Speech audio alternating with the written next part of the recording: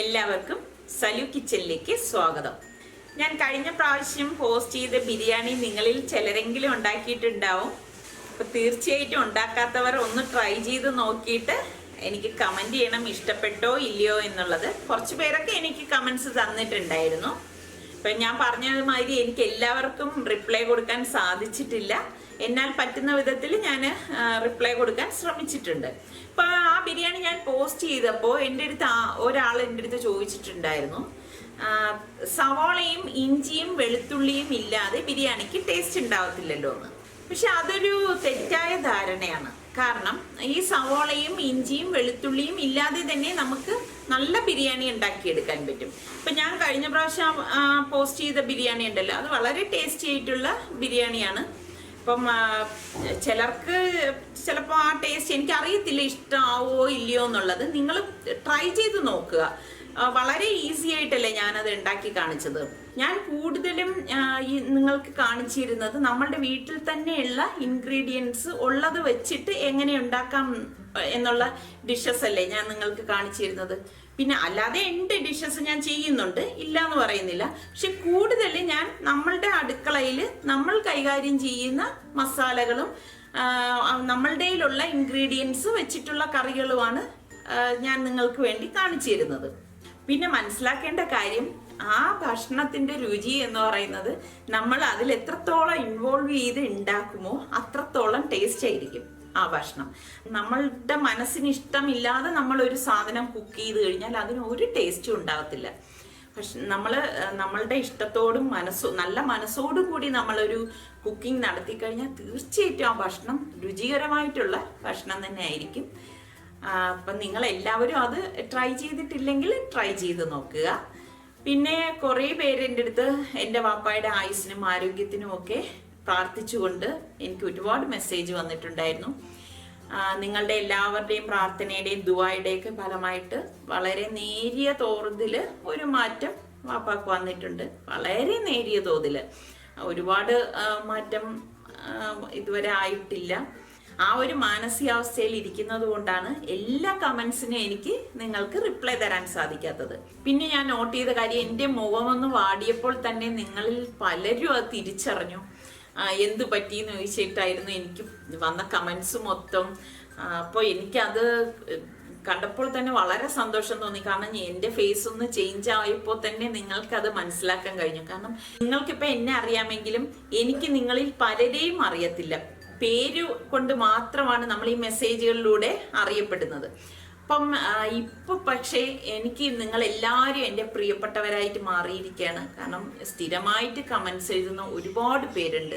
അപ്പം അവര് ഓരോ കാര്യങ്ങൾ പറയുമ്പോഴും എല്ലാം നിങ്ങളൊക്കെ എൻ്റെ വളരെ പ്രിയപ്പെട്ട ആൾക്കാരായിട്ട് മാറിയിരിക്കുകയാണ്. അപ്പൊ ഇനിയും അങ്ങനെ തന്നെ ആയിരിക്കണം എന്നാണ് ഞാൻ ആഗ്രഹിക്കുന്നത്. അപ്പോൾ ഇന്ന് ഞാൻ ഇവിടെ ഉണ്ടാക്കാൻ പോകുന്നത് കറാഹി ചിക്കനാണ്. ഈ കറാഹി ചിക്കനിൽ ഞാൻ സവാള ചേർക്കുന്നില്ല കേട്ടോ. അപ്പം തീർച്ചയായിട്ടും നിങ്ങൾ ഈ കറാഹി ചിക്കൻ ഒന്ന് ട്രൈ ചെയ്ത് നോക്കിയിട്ട് എനിക്ക് റിപ്ലൈ തരണം എങ്ങനെയുണ്ടെന്ന്. എങ്കിൽ മാത്രമേ ഇപ്പം എൻ്റെ വ്യൂവേഴ്സിന് ഏത് ടൈപ്പ് അവർക്ക് അത് ഇഷ്ടമാണോ ഇല്ലയോ എന്ന് നോക്കിയാണ് ഞാൻ അടുത്ത് ഫുഡ് ഉണ്ടാക്കുന്നത്. അപ്പം നിങ്ങൾക്കത് എൻ്റെ കൂടുതൽ വ്യൂവേഴ്സിന് അത് താല്പര്യമില്ലെങ്കിൽ പിന്നെ ഞാൻ ആ ടൈപ്പ് ഫുഡ് ഞാൻ ഉണ്ടാക്കാറില്ല. എൻ്റെ വ്യൂവേഴ്സിൻ്റെ താല്പര്യങ്ങൾക്കനുസരിച്ചുള്ള ഫുഡ് ഉണ്ടാക്കുമ്പോഴാണ് ഞാനത് പോസ്റ്റ് ചെയ്യുന്നത്. അപ്പം തീർച്ചയായിട്ടും നിങ്ങൾ ട്രൈ ചെയ്ത് നോക്കണം. അപ്പം നമുക്ക് കറാഹി ചിക്കൻ എങ്ങനെയാണ് തയ്യാറാക്കുന്നതെന്ന് നോക്കാം. ഈ ചിക്കൻ കറി ഉണ്ടാക്കാൻ വേണ്ടിയിട്ട് ഞാനിവിടെ 1.5 കിലോ ചിക്കൻ നന്നായിട്ട് വാഷ് ചെയ്ത് ഡ്രെയിൻ ചെയ്തെടുത്ത് വച്ചിരിക്കുവാണ്. ഒരു ബൗൾ എടുത്തിട്ട് നമ്മൾ ഈ കഴുകി ഡ്രെയിൻ ചെയ്ത് വെച്ചിരിക്കുന്ന ചിക്കൻ പീസസ് ഇതിലേക്ക് വെച്ചു കൊടുക്കാം. ഇനി ഈ ചിക്കനിലേക്ക് ഞാനിവിടെ 1/4 കപ്പ് തൈര് എടുത്തിട്ടുണ്ട്. ഈ തൈര് ഒഴിച്ചു കൊടുക്കാം. പിന്നെ ഇതിലേക്ക് ഞാനിവിടെ 3 പച്ചമുളക് എടുത്തിട്ടുണ്ട്. ഈ പച്ചമുളകിലേക്ക് കട്ട് ചെയ്തിട്ട് കൊടുക്കാം. പിന്നെ ചില്ലിയുടെ അളവൊക്കെ നിങ്ങളുടെ എരിവിന്റെ പാകത്തിന് ചേർത്തെടുത്താൽ മതി കേട്ടോ. പിന്നെ ഇതിലേക്ക് 1.5 ടേബിൾ സ്പൂൺ ഇഞ്ചി വെളുത്തുള്ളി പേസ്റ്റും 1 ടീസ്പൂൺ കുരുമുളക് പൊടിയും, തരിതരിപ്പായിട്ട് പൊടിച്ച കുരുമുളകാണ് ഞാൻ യൂസ് ചെയ്തിരിക്കുന്നത്. പാകത്തിനുള്ള ഉപ്പും ചേർത്ത് ഇതെല്ലാം കൂട്ടിയിട്ടൊന്ന് മിക്സ് ചെയ്ത് കൊടുക്കാം. ഞാനിവിടെ ചിക്കൻ മീഡിയം പീസായിട്ടാണ് കട്ട് ചെയ്തെടുത്തിരിക്കുന്നത്. ഇപ്പം ചെറിയ പീസാണെങ്കിൽ അങ്ങനെ വേണമെങ്കിൽ അങ്ങനെയും കട്ട് ചെയ്തെടുക്കാം. ഇന്നിപ്പോൾ ഞാൻ മീഡിയം പീസിലാണ് കട്ട് ചെയ്തെടുത്തത്. അതൊക്കെ നിങ്ങളുടെ താല്പര്യത്തിനനുസരിച്ച് സൈസ് ഏതെന്ന് വെച്ചാൽ നമുക്ക് കട്ട് ചെയ്തെടുക്കാം. പിന്നെ ചെറിയ സൈസായിട്ട് നമ്മൾ കട്ട് ചെയ്തെടുക്കുമ്പോൾ പെട്ടെന്ന് തന്നെ വെന്ത് കിട്ടും. ഈ ടൈപ്പിൽ തന്നെ നമുക്ക് ചിക്കൻ ബ്രസ്റ്റ് വെച്ചും തയ്യാറാക്കി എടുക്കാവുന്നതാണ്. ഇതിപ്പോൾ ഞാനിവിടെ എല്ലാം മിക്സ് ചെയ്തെടുത്ത് വെച്ചിട്ടുണ്ട്. ഇനി ഇത് 5 മിനിറ്റ് മാറ്റി വെക്കാം. ഈ 5 മിനിറ്റ് കൊണ്ട് നമുക്ക് ടൊമാറ്റോ വഴറ്റിയെടുക്കാം. ഞാനിവിടെ 4 ടൊമാറ്റോ എടുത്തിട്ടുണ്ട്. ഈ ടൊമാറ്റോ ഒന്ന് ചെറുതായിട്ട് അരിഞ്ഞെടുത്തിട്ട് വരാം. പാൻ അടുപ്പത്ത് വെച്ച് ചൂടാകുമ്പോഴേക്ക് ഇതിലേക്ക് 4 ടേബിൾ സ്പൂൺ ഓയിൽ ഒഴിച്ചു കൊടുക്കാം. എണ്ണ ഇവിടെ ചൂടായിട്ടുണ്ട്. ഈ സമയം 4 ടൊമാറ്റോ കട്ട് ചെയ്തെടുത്ത് വെച്ചിരിക്കുന്നത് ഇതിലേക്ക് ഇട്ടിട്ട് വഴറ്റി കൊടുക്കാം.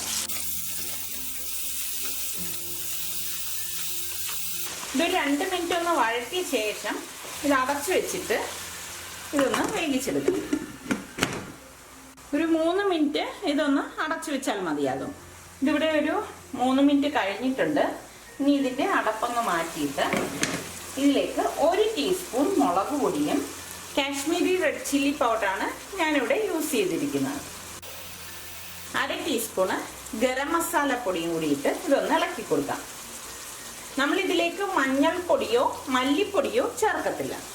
പിന്നെ ചിലർക്കെങ്കിലും തോന്നും ഇത് നല്ല സ്പൈസി ആയിരിക്കില്ലേ എന്ന്. ഇത് അത്ര സ്പൈസി ഒന്നും ആയിരിക്കത്തില്ല. ഞാൻ എപ്പോഴും പറഞ്ഞല്ലോ, അപ്പോൾ പച്ചമുളകൊക്കെ നിങ്ങളുടെ എരിവിൻ്റെ പാകത്തിന് ചേർത്താൽ മതി. കണ്ടോ, എണ്ണ ഇവിടെ തെളിഞ്ഞു വന്നിട്ടുണ്ട്. ഈ ഇട്ട പൊടിയുടെ പച്ച മണമൊക്കെ മാറിയിട്ടുണ്ട്. ഇനി നമ്മൾ ഈ മിക്സ് ചെയ്ത് വെച്ചിരിക്കുന്ന ചിക്കൻ്റെ കൂട്ട് ഇതിലേക്ക് ഇട്ട് കൊടുക്കാം. എല്ലാം കൂട്ടിയിട്ട് നന്നായിട്ടൊന്ന് മിക്സ് ചെയ്ത് കൊടുക്കണം. നമ്മൾ ഇതിലേക്ക് ഒട്ടും വെള്ളം ചേർക്കരുത് കേട്ടോ. കാരണം ഈ ടൊമാറ്റോയുടെയും ഈ ചേർത്ത തൈരിൻ്റെയും ഒക്കെ ഒരു ഗ്രേവി ഉണ്ട്. അപ്പോൾ അതുകൊണ്ട് തന്നെ നമ്മൾ ഇതിലേക്ക് വെള്ളം ചേർക്കാൻ പാടില്ല. വെള്ളം ചേർത്ത് കഴിഞ്ഞാൽ ഇതിൻ്റെ ടേസ്റ്റ് മാറുകയും ചെയ്യും, വെള്ളത്തിൻ്റെ അംശം കൂടുകയും ചെയ്യും. നന്നായിട്ടൊന്ന് മിക്സ് ചെയ്ത് കൊടുക്കണം. ഇത്രയും മതിയാവും. ഞാനിവിടെ നല്ലതുപോലെ മിക്സ് ചെയ്തെടുത്ത് വെച്ചിട്ടുണ്ട്. ഇനി ഈ പാത്രം മൂടിയിട്ട് ഇതൊരു മീഡിയം ഫ്ലെയിമിലിട്ടിട്ട് 20 മിനിറ്റ് നമുക്കിത് വേവിച്ചെടുക്കാം. പലരും ചോദിച്ചിട്ടുണ്ട് 20 മിനിറ്റ് കൊണ്ടൊക്കെ ചിക്കൻ വെന്ത് കിട്ടുമോ എന്നുള്ളത്. തീർച്ചയായിട്ടും വെന്ത് കിട്ടും. പിന്നെ നിങ്ങൾ കട്ട് ചെയ്യുന്ന പീസിൻ്റെ വലിപ്പത്തിനനുസരിച്ചായിരിക്കും വേകുന്നത്. നാടൻ കോഴിയാണെങ്കിൽ വേകാൻ ബുദ്ധിമുട്ടായിരിക്കും. അപ്പോൾ ഇതൊക്കെ ബ്രോയിലർ കോഴിയല്ലേ, അപ്പോൾ അതുകൊണ്ട് തന്നെ പെട്ടെന്ന് വെന്ത് കിട്ടും. അപ്പം ഞാനിനി ഇതൊരു മീഡിയം ഫ്ലെയിമിലിട്ടിട്ട് 20 മിനിറ്റ് വേവിച്ചെടുക്കാൻ പോവാണ്. പിന്നെ ഇത് ശ്രദ്ധിക്കേണ്ട ഒരു കാര്യം, ഈ 20 മിനിറ്റിൻ്റെ ഇടയിൽ നമ്മൾ 5 മിനിറ്റ് കഴിയുമ്പോഴേക്ക് ഇതിൻ്റെ അടപ്പൊന്ന് മാറ്റിയിട്ട് ഒന്ന് ഇളക്കി കൊടുക്കണം. അല്ലെങ്കിൽ ഇത് അടിക്ക് പിടിക്കാൻ സാധ്യതയുണ്ട്. അപ്പോൾ നമ്മൾ അങ്ങനെ ആവാതിരിക്കാൻ വേണ്ടി ഇടയ്ക്കിടയ്ക്ക് ഇതൊന്ന് ഇളക്കി കൊടുത്തുകൊണ്ടിരിക്കണം. ഇതിപ്പോൾ ഇവിടെ ഒരു 10 മിനിറ്റ് ആയിട്ടുണ്ട്. 5 മിനിറ്റ് കഴിഞ്ഞപ്പോഴേക്കും ഞാൻ ഇതുപോലെ തന്നെ ഇളക്കി കൊടുത്തിട്ടുണ്ടായിരുന്നു. വീണ്ടും ഇത് മൂടി വെച്ച് വേവിച്ചെടുക്കാം. ഇതിവിടെ ഒരു 15 മിനിറ്റ് ആയിട്ടുണ്ട്. ദേ കണ്ടോ, എണ്ണയൊക്കെ തെളിഞ്ഞ് പാകത്തിന് വെന്ത് വന്നിട്ടുണ്ട്. ഈ സമയം ഞാനിവിടെ 1 പീസ് ഇഞ്ചി ഇതുപോലെ കനം കുറച്ച് നീളത്തിൽ അരിഞ്ഞെടുത്ത് വെച്ചിട്ടുണ്ട്. അത് ഇതിലേക്കൊന്ന് ഇട്ട് കൊടുക്കാം. നമ്മൾ ഈ ചിക്കൻ കറി കഴിക്കുമ്പോഴേക്ക് ഇതുപോലെ ഇഞ്ചി ഇടയ്ക്ക് കടിക്കാൻ കിട്ടും. നല്ലൊരു ടേസ്റ്റാണ് ഇതിന്. ഇനി ഒരു 5 മിനിറ്റ് ഇതുപോലൊന്ന് ഇളക്കി കൊടുത്തേക്കാം. ഇത്രയും മതിയാകും. ഒരുപാട് കറിയായിട്ട് നമുക്കിതിൽ കിട്ടത്തില്ല. ഇത് ഇതുപോലെ ഗ്രേവി കുഴഞ്ഞിരിക്കുന്ന ഒരു പരുവമുള്ള കറിയാണ് ഈ ചിക്കൻ കറായി എന്ന് പറയുന്നത്. ഞാനിതൊന്ന് ടേസ്റ്റ് ചെയ്തിട്ട് പറഞ്ഞുതരാം.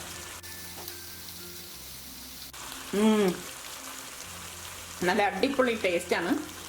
പാകത്തിനുള്ള എരിവും കുറച്ച് പുളിയും ഒക്കെയുള്ള നല്ല ഒരു ഗ്രേവിയുമാണ്.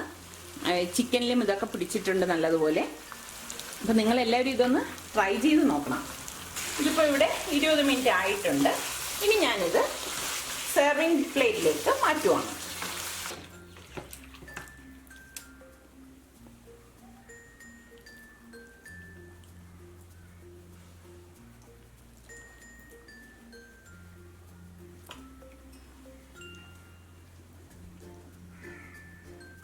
ഇതിന് പുറത്തേക്ക് കുറച്ച് ഇഞ്ചി സ്ലൈസ് ചെയ്തതും കുറച്ച് പച്ചമുളകും കൂടി ഇട്ട് ഇതൊന്ന് ഡെക്കറേറ്റ് ചെയ്യാവുന്നതാണ്. ഇത് ഓപ്ഷണലാണ്, നിങ്ങൾക്ക് താല്പര്യമാണെങ്കിൽ ഇങ്ങനെ ചെയ്താൽ മതി. പിന്നെ ഞാൻ ഇതിലേക്ക് പകുതി നാരങ്ങ പിഴിഞ്ഞൊഴിക്കുന്നുണ്ട്. അത് നമ്മൾ കഴിക്കാൻ നേരമാണ് ഈ നാരങ്ങ ഇതിന് മുകളിലേക്ക് പിഴിഞ്ഞൊഴിക്കുന്നത്. ചിക്കൻ കറായി ഇവിടെ തയ്യാറായിട്ടുണ്ട്. ഇത് നമുക്ക് ചപ്പാത്തിയുടെ കൂടെയും നാനിന്റെ കൂടെ ഒക്കെ കഴിക്കാൻ പറ്റിയ നല്ല ഒരു ഡിഷാണ്. അപ്പൊ നിങ്ങൾ എല്ലാവരും ഇത് ട്രൈ ചെയ്ത് നോക്കി. നിങ്ങൾക്ക് ഇത് ഇഷ്ടമാണെങ്കിൽ ഇതിന്റെ ലിങ്ക് ഷെയർ ചെയ്യുവാനും ലൈക്ക് ചെയ്യുവാനും കമന്റ് ചെയ്യുവാനും മറക്കണ്ട.